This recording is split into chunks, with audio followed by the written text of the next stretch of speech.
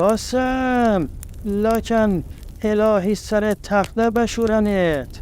از وقتی تو اومدی هر شب شام من کتلته. امام بیا، با کتلت خالی حال نمی کردی؟ کوفته برات فرستادن.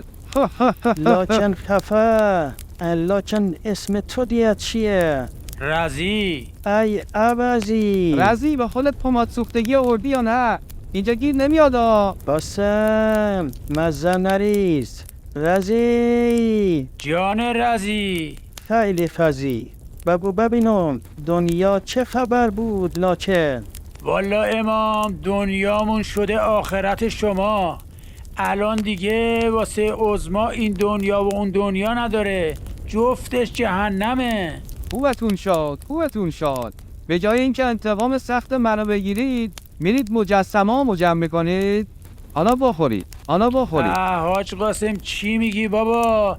همه بدبختیامون از همین انتقام سخت شروع شد. عظما خیر سرش میخواست انتقام سخت بگیره، اما لقمه از دهنش گنده تر بود، تو گلوش گیر کرد. خیلی خره. امام سر مار چه لکن من بودم که؟ سر مار لو رفته امام. الان سر ما رو ته ما رو همه داریم میریم به فنا. رزی جان رزی. با پاچه نپزی.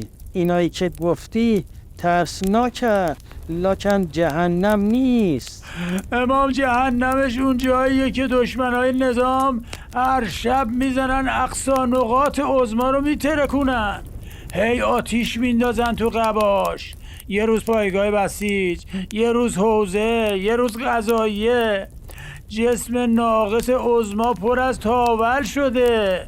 اغتشاشگرها گوش به زنگن امام. لکن حالا فهمیدم این سیدلی بدبخت تو چه جهنمی گیر کرده.